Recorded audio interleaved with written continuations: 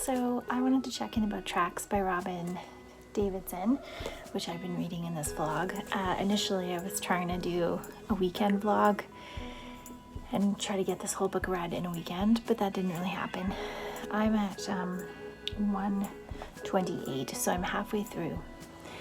And in case I don't think I've talked to you yet in this vlog, so this book is a memoir that I'm reading for #Aussie April.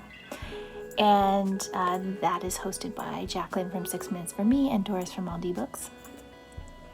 Its mandate is to read Australian lit in whatever form that comes to you in your life. So this book was put on my radar a few years ago because a film was made,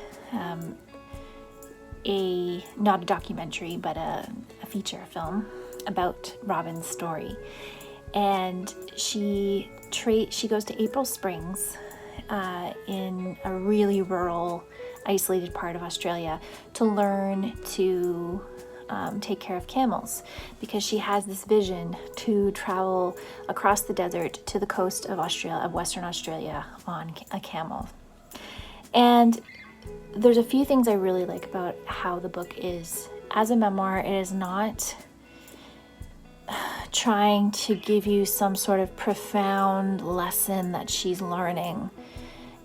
It is in some ways a coming of age story because she's in her early 20s. She hasn't figured out her life. She's going out there in the world and putting herself out there and trying something. But she's not searching for some meaning in her life. She's just doing this because it felt instinctively like the thing she should do.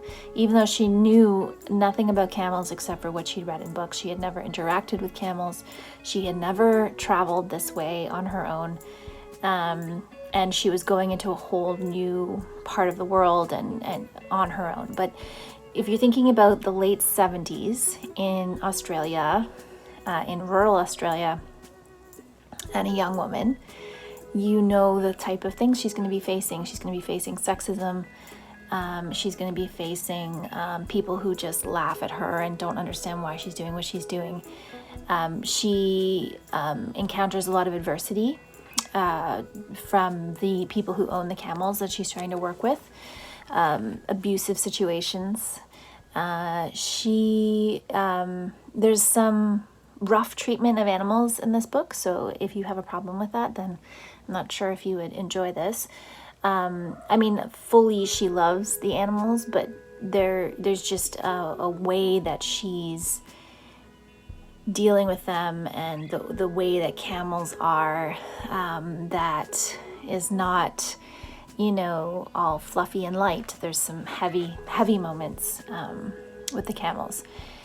And she also goes into details about the Indigenous relationship to white people in Australia quite extensively in this book, and I think quite sympathetically, with a lot of good references. She references Kevin Gilbert, I believe his name is, and I looked up his works, and he was an activist and writer and poet in the 1970s, and so I'm interested in reading some of his work. And she also endeavors to learn the language of one of the Indigenous tribes that she knows she's going to be encountering throughout the trip. So, she is a white girl. She talks about white guilt in here, but she's very much coming from a place of self-deprecation. She's not trying to go and save anybody. She's not trying to teach anyone some grand lesson about the world. This isn't Eat, Pray, Love. Not that I'm putting down Eat, Pray, Love. I have not read it. I've only seen the movie. But, I think some people might look at a memoir like this and think that it's going to have some deeper lesson or some kind of deeper meaning that it's trying to share, similar to Wild by Cheryl Strayed, which I have read, because I think in Wild there is kind of a deeper message that Cheryl Strayed was trying to convey, and this book doesn't have that, and I am perfectly happy with that, because to me this is a book about the experience that she goes through. She tells you what She experienced the good, the bad, the ugly, and it's highly entertaining. It's very well written. There's nothing superfluous in here in terms of her backstory of her life, so you're not being dragged through her childhood, and she's not trying to justify her actions through things that happened in the past.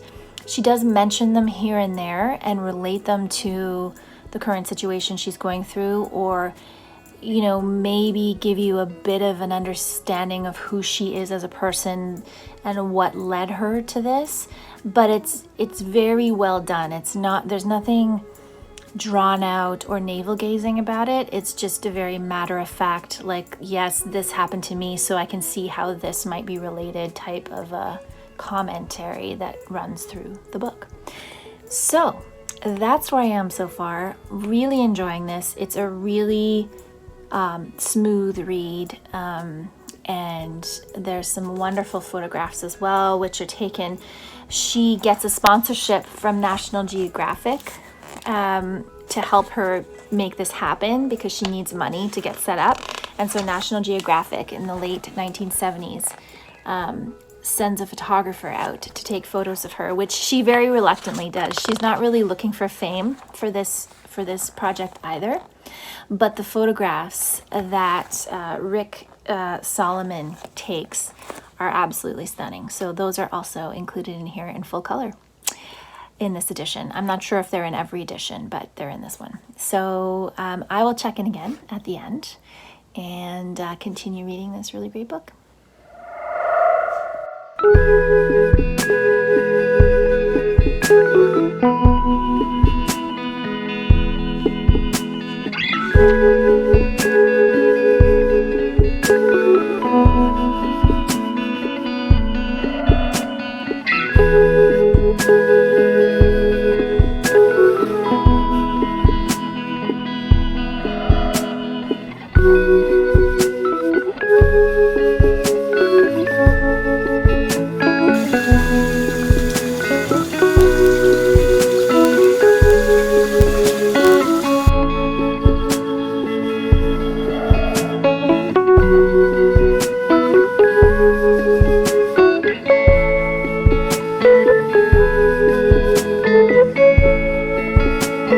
Everybody, I finished tracks last night, so I wanted to just wrap up this little vlog about it. This is an incredible story.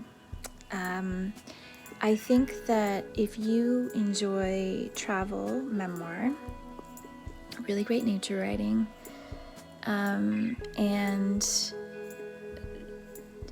like just unique ways of experiencing this planet, then I would recommend this. A few caveats for certain people. There is a lot of very harsh conditioning for animals in here, so if you have a hard time with animals being shot, poisoned, trained, or beaten, then I wouldn't necessarily recommend it, because there are some harsher elements for some animals in this book.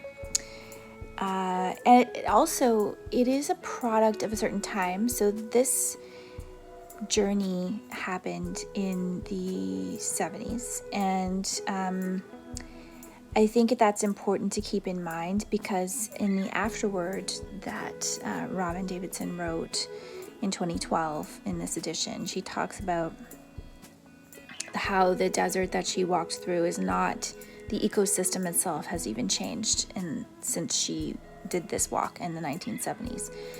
So I think what it also is a really amazing piece of is a historical record of a specific time in the evolution of Australia and the ecosystem of this desert, which is completely changed now due to many different factors. It was already altered and scourged by drought at the time that Robyn was traversing it, but she was doing this before social media, before certainly in the 1970s there was still like a mass media machine. but she was able to avoid it for the most part, and she was able to keep this trip her trip and control the circumstances. And she admits in the 2012 afterward that there would be no way that anyone could do a trip like this now. It's just not possible because of the way society has changed, and privacy is different and access is different. And so I think as a historical record of a journey that someone could take at a specific moment in time, it's also a really great read, and I really enjoyed it. And I think that despite the fact that this was written in the 1970s, Robyn's perspectives on the world, her ways of looking at Indigenous relationships with white settlers was very, was pretty, politically correct or politically advanced for what it is, and goes along really closely to what the way we look at these types of relationships today, and her level of respect and her level of reverence for the Indigenous people that she encountered was quite high.